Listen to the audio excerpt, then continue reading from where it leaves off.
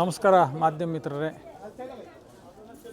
ಇಲ್ಲಿ ಕಾಲಭೈರವೇಶ್ವರ ಸ್ವಾಮಿ ಉದ್ಭವವಾಗಿ ಪೂರ್ವ ಕಾಲದಿಂದಲೂ ಇದು ಪೂಜೆಯನ್ನು ನೆರವೇರಿಸ್ಕೊಂಬರ್ತಾಯಿದ್ರು. ಇಲ್ಲಿ ಒಂದು ಹರಸೇವೆ ಅನ್ನೋದು ಪ್ರತಿ ವರ್ಷ ಕಾಲಭೈರವೇಶ್ವರ ಸ್ವಾಮಿಯ ಒಂದು ಚಿಕ್ಕದಾಗಿ ಒಂದು ಶಿಲೆ ಇದ್ದಾಗಲಿಂದನೂ ಇಲ್ಲಿ ಒಂದು ಪೂಜೆ ನೆರವೇರ್ತಾಯಿತ್ತು.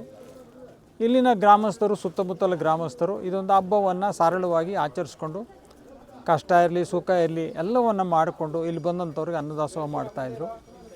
ಇವತ್ತು ನಮ್ಮ ಮನೆ ದೇವರಾದ ಶ್ರೀ ಕಾಲಭೈರವೇಶ್ವರ ಸ್ವಾಮಿಗೆ ಮನಸ್ಸೇನೋ ಒಂದು ಇಚ್ಛೆ ಆಗಿ ಅದಕ್ಕೆ ಒಂದು ಆಭರಣವನ್ನು ಮಾಡಿಸ್ಬೇಕು ಅಂಥೇಳಿ ಒಂದು 3.5 ತಿಂಗಳ ಹಿಂದೆ ಒಂದು ಸಂಕಲ್ಪ ಆಯಿತು. ಹಾಗಾಗಿ ಅದನ್ನು ಮಾಡಬೇಕು ಅಂತ ಹೊರಟಾಗ ಅದು ಇಷ್ಟಿಷ್ಟ ಆಗೋದು ಎಷ್ಟನ್ನಾಗಲಪ್ಪ ಅದು ಸುಂದರವಾದಂಥ ಒಂದು ಬೆಳ್ಳಿ ಕವಚವಾಗಬೇಕದು ಅನ್ನೋದು ನಮ್ಮ ಅಭಿಲಾಷೆ ಇತ್ತು. ಅದೇ ರೀತಿಯಾಗಿ ಅವರು ಬಹಳ ಸುಂದರವಾಗಿ ಮನಮೆಚ್ಚುವಂಥ ದೇವರು ನೋಡಿದ್ರೆ ಭಕ್ತಿ ಉಕ್ಕಿ ಬರುವಂಥ ಒಂದು ರೀತಿಯಲ್ಲಿ ಅದನ್ನು ಆ ಮೂರ್ತಿಯನ್ನು ಬಹಳ ಸುಂದರವಾಗಿ ಕವಚವನ್ನು ಮಾಡಿದ್ದಾರೆ. ಇವತ್ತು ಭೈರವೇಶ್ವರರ ಹುಟ್ಟಿದ ದಿನ, ತೇರಿನ ದಿನ.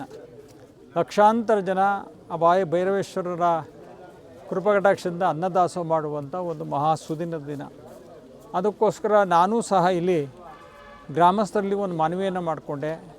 ಮೊದಲು ನಾವು ಬರ್ತಾ ಇರಲಿಲ್ಲ, ನೀವು ಮಾಡ್ಕೊಂಡು ಹೋಗ್ತಾಯಿರಿ, ನಾನು ಯಾವಾಗಾದ್ರೂ ಬಂದು ಹೋಗ್ತಾಯಿದ್ದೆ.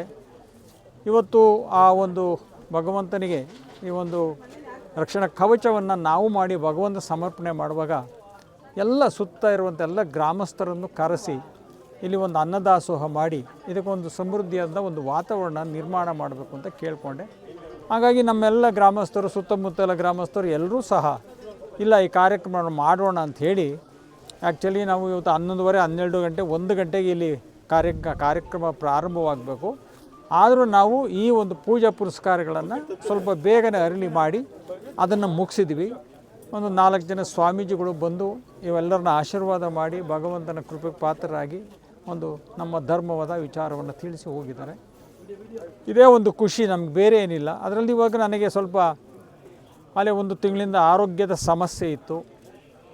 ಸಮಸ್ಯೆ ಇದ್ದರೂ ಇವತ್ತು ಹೋಗೋದು ಬೇಡ ಅನ್ನುವಂಥ ನಿಟ್ಟಿನಲ್ಲಿ ನನ್ನ ಸ್ನೇಹಿತರು ಭಾಳ ಪ್ರೀತಿ ಉಳ್ಳವರು ಹೇಳಿದರು. ಆದರೂ ದೇವ್ರನ್ನ ಒಂದು ಸಾರಿ ನಾವು ಮಾಡ್ತೀವಿ, ಇನ್ಮೇಲೆ ನಾವು ಯಾವತ್ತೂ ಜನರಲ್ಲೇ ಸುಳ್ಳು ಹೇಳಲ್ಲ ಅಂದಾಗ ದೇವ್ರ ಹತ್ರ ಸುಳ್ಳು ಹೇಳಿ ನಂಬಕ್ಕಾಗಿಲ್ಲ. ಅದು ಹೋಗೋಕ್ಕಾಗಂಥ ಪರಿಸ್ಥಿತಿ ನನಗೆ ಆಗಿಲ್ಲ. ತೊಂದರೆ ಇಲ್ಲ, ಏನೇನು ನೋವಿದ್ರೂ ಅದನ್ನು ನಾನು ಭಗವಂತನ ಕೃಪೆಗೆ ಬಂದೇ ಬರಬೇಕು ಅಂಥೇಳಿ ಎಲ್ಲವನ್ನು ಸಮರ್ಪಣೆ ಮಾಡಿ ಎಲ್ಲ ಗುರು ಹಿರಿಯರ ಸಹೋದರರ, ಗ್ರಾಮಸ್ಥರ, ತಾಯಿಯಂದರ ಎಲ್ಲರ ಸಹಯೋಗದೊಂದಿಗೆ ಇವತ್ತು ಆ ಭಗವಂತನಿಗೆ ಸಮರ್ಪಣೆ ಮಾಡಿದ್ದೀನಿ. ಅದು ಇವತ್ತು ಏನು ಆ ಚಿನ್ನದ ಹೊಳಪು ಚೆಲ್ಲಿದೆ, ಈ ಮಾಗಡಿ ಕ್ಷೇತ್ರಕ್ಕೆ ಅದು ಚೆಲ್ಲಲಿ, ಮಾಗಡಿ ಬೆಳಕಾಗಲಿ ಅನ್ನೋದು ನನ್ನ ಉದ್ದೇಶ. ನನ್ನ ಸ್ವಾರ್ಥ ಇಲ್ಲ. ಭಗವಂತ ಮುಂದೆ ಅವತ್ತು ಹೇಳ್ತೀನಿ, ಇವತ್ತು ಹೇಳ್ತೀನಿ, ಏನಾದರೂ ಅದರ ಮಾಗಡಿ ಕೆಂಪೇಗೌಡ ನಾಡು ಒಂದು ಏಳಿಗೆ ಆಗಬೇಕು ಅನ್ನೋದು ಒಂದೇ ಒಂದು ಗುರಿ ಇದೆ. ಭಗವಂತ ಏನು ಆಡಿಸ್ತಾನೆ ಅದನ್ನು ನಾನು ಆಡ್ತೀನಿ.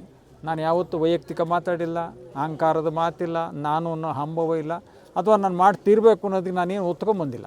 ಹಾಗಾಗಿ ಆ ಭಗವಂತ ಏನೇನು ನನ್ನ ಕೈಲಿ ಮಾಡಿಸ್ಬೇಕು ಅಂತ ಇದ್ದಾನೆ ಅದನ್ನು ಅವನು ಮಾಡಿಸ್ತಾನೆ, ನಾನು ಮಾಡ್ತೀನಿ, ಅವನ ಸೇವಕನಾಗಿದ್ದೀನಿ. ನಿರಂತರವಾಗಿ ಒಳ್ಳೆಯದಕ್ಕೆ ಇಲ್ಲಿ ಆದ್ಯತೆಯನ್ನು ಕೊಡ್ತೀನಿ ಅಂತ ಹೇಳಿ ನನ್ನ ಮಾತನ್ನು ಮುಗಿಸ್ತೀನಿ. ನಮಸ್ಕಾರ.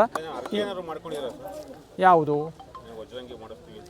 ಇಲ್ಲ, ಆ ಥರ ಏನಿಲ್ಲ. ನಾನು ಮೊದಲಿಂದನೂ ಅದನ್ನು ಮಾಡಿಸ್ಬೇಕು ಅಂತ ಒಂದು ಅಭಿಲಾಷೆ ಇತ್ತು. ಕಾಲ ಕೂಡಿರಲಿಲ್ಲ. ಅದು ನಮ್ಮ ಅಣ್ಣನ ಮಗ ಬಂದು ಏನಣ್ಣ ಹಿಂಗೆ ಮಾಡ್ಬೋದಾ ಅಂಕಲ್ ಅಂದ. ಮಾಡೋದು ಎಲ್ಲಿದೆ ಕರ್ಕೊಂಬಂದಿದ್ದೇನೆ, ಸರಿ ಬಾ ಅಂದ್ಬಿಟ್ಟು ಹಂಗೆ ಕರೆದು ಅದೇ ಥರ ಹಂಗೆ ಮೂಮೆಂಟು ಇದಾಗಿದ್ದು.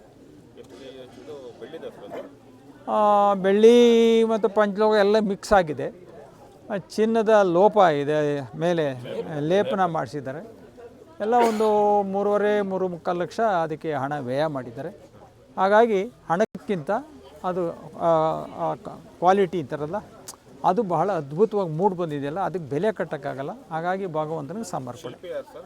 ಶಿಲ್ಪಿ ಈಗ ರಮೇಶ್ ಅಂತ, ಅವರು ತಮಿಳ್ನಾಡವರು, ಬೆಂಗಳೂರಲ್ಲಿದ್ದಾರೆ. ಅವರು ತಮಿಳ್ನಾಡಿಗೆ ಹೋಗಿ ಇದೆಲ್ಲ ಮಾಡಿಸ್ಕಿಟ್ಟು ಬಂದಿದ್ದಾರೆ.